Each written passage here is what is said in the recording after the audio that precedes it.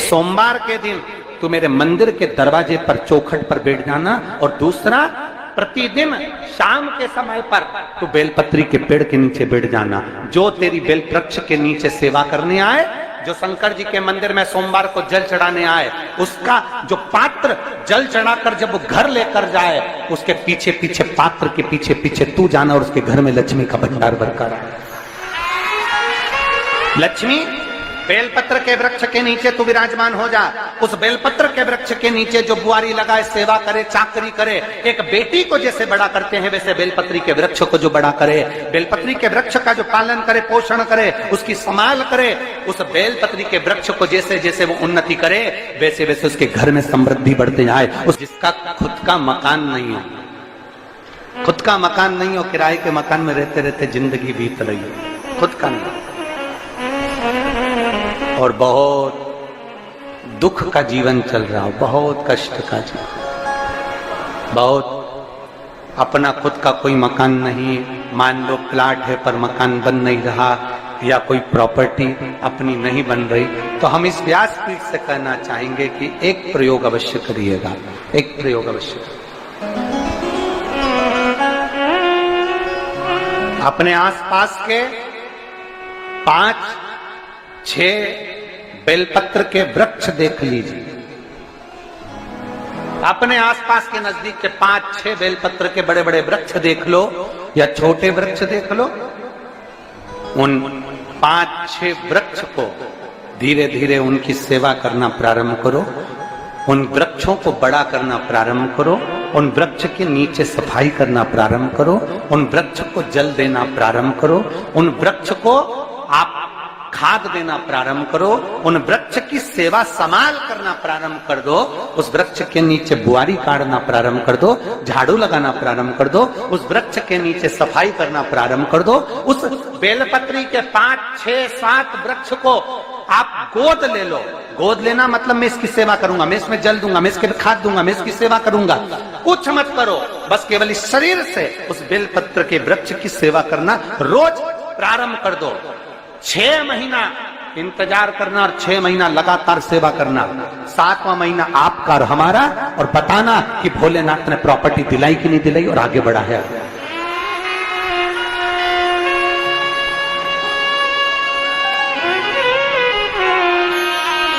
एक बेलपत्र का वृक्ष जिसके नीचे माता लक्ष्मी विराजमान होती है, एक बेलपत्र के वृक्ष के नीचे लक्ष्मी रहती है। दुनिया के लोग कहते हैं लक्ष्मी जी का दिन कौन सा है, बोलो जम के जल्दी से। शुक्रवार। दुनिया के लोग कहते हैं लक्ष्मी जी का दिन शुक्रवार है, पर माता लक्ष्मी से पूछा जाए कि तुम्हारी माता ख्याति देवी नारायण भगवान के साथ तुम्हारी शादी नहीं कर रही थी, शंकर को लक्ष्मी दे रही थी, तब तुमने भगवान शंकर से विनती करी, भोले बाबा मैं नारायण से प्रेम करती हूँ, भगवान नारायण से मेरा विवाह हो। तो माता ख्याति देवी से शंकर भगवान ने विनय कर कर कहा कि लक्ष्मी जी का विवाह नारायण के साथ कर दिया जाए। भगवान नारायण के साथ जब लक्ष्मी जी का विवाह हो गया, तब लक्ष्मी जी हाथ जोड़कर बोलती हैं, बाबा मेरा विवाह नारायण के साथ हो गया, पर मैं आपके चरणों की सेवा करना चाहती हूँ, बाबा आप कृपा करिए कि मैं क्या करूं आपके लिए। शंकर भगवान कहते हैं लक्ष्मी बस 2 चीजें कर दे, एक सोमवार के दिन तू मेरे मंदिर के दरवाजे पर चौखट पर बैठ जाना, और दूसरा प्रतिदिन शाम के समय पर तू बेलपत्री के पेड़ के नीचे बैठ जाना। जो तेरी बेल वृक्ष के नीचे सेवा करने आए, जो शंकर जी के मंदिर में सोमवार को जल चढ़ाने आए, उसका जो पात्र जल चढ़ाकर जब वो घर लेकर जाए, उसके पीछे पीछे पात्र के पीछे पीछे तू जाना और उसके घर में लक्ष्मी का भंडार भरकर आए। लक्ष्मी बेलपत्र के वृक्ष के नीचे तू विराजमान हो जा। उस बेलपत्र के वृक्ष के नीचे जो बुआरी लगाए, सेवा करे, चाकरी करे, एक बेटी को जैसे बड़ा करते हैं वैसे बेलपत्री के वृक्ष को जो बड़ा करे, बेलपत्री के वृक्ष का जो पालन करे, पोषण करे, उसकी संभाल करे, उस बेलपत्री के वृक्ष को जैसे जैसे वो उन्नति करे वैसे वैसे उसके घर में समृद्धि बढ़ते जाए, उसके घर में वैभव बढ़ते जाए। ये शंकर भगवान माता लक्ष्मी से करे, भगवान शिव माता लक्ष्मी से करे। तो भस्म, अगर शिव के मंदिर में भस्म मिल जाए, शंकर पर चढ़ी हुई भस्म अगर मिल जाए तो, और अगर भस्म ना मिले ना, तो शंकर के जो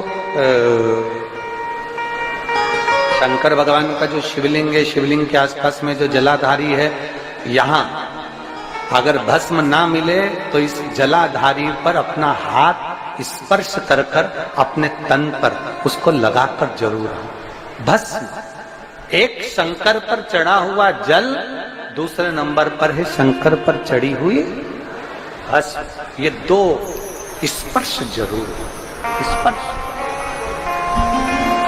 एक भस्म का एक बड़ा सुंदर चरित्र आता है।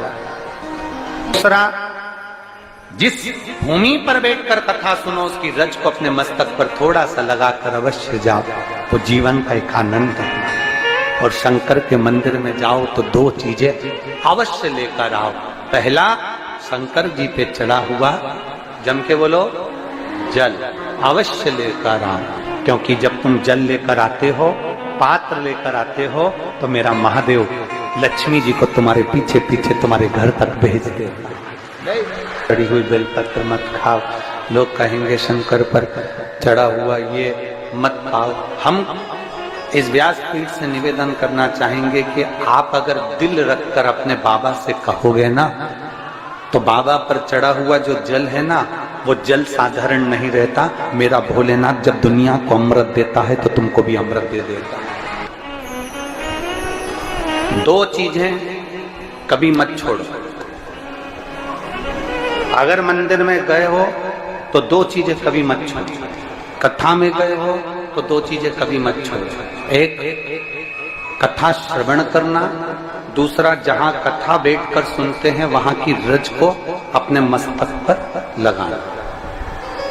कथा सुनने के बाद आप यहां से जाओ, भले दरी बिछी है, आसन बिछा है, कारपेट बिछा है, उस पर अपना हाथ फेर कर उस रज को अपने मस्तक पर जरूर लगाओ। क्योंकि शिव पुराण में, भागवत पुराण में, स्कंद पुराण में, कुर्म पुराण में, नर्मदा पुराण में, लिंग पुराण में, नारद पुराण में, ब्रह्म वैवर्त पुराण में, जितनी भी पुराणे हैं, सब पुराणों में लिखा है कि जिस स्थान पर बैठकर हम भगवान की कथा को सुनते हैं, उनको याद करते हैं, जितनी देर हम उनको याद करते हैं उतनी देर वो परमात्मा उस स्थान पर बैठा हुआ रहता है।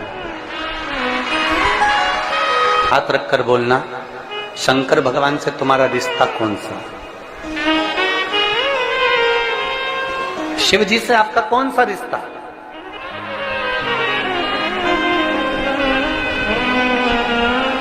शंकर भगवान को आप क्या मानते हो? हमने आपको एक संबंध बताया था कि सीहोर कुबेरेश्वर धाम आपका मायका है, तो हम आपके भाई हैं, तो शंकर भगवान आपके पिता हैं, आपके बाप हैं, आपका बाबा है, आपका दादा है।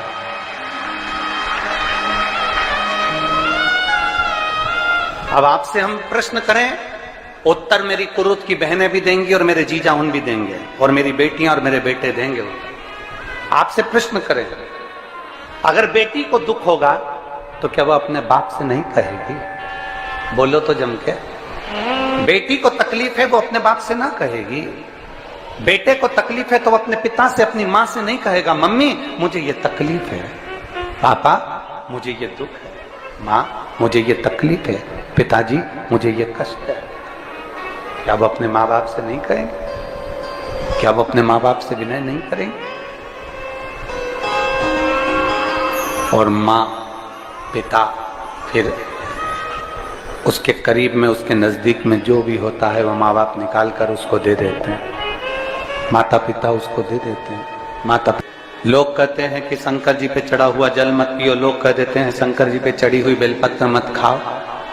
कोई इस बहन से पूछे, सुनीता सोनी से, कि शंकर पर चढ़े हुए जल से उसकी गांठ जो डबल से उसके शरीर में आ गई थी वो समाप्त हो गई, तो जरा विश्वास करिएगा कि एक बेटी अपने माँ बाप से ही तो कहेगी, और बाप के पास में जो होगा वही तो अपनी बेटी को देगा दुख को मिटाने के लिए।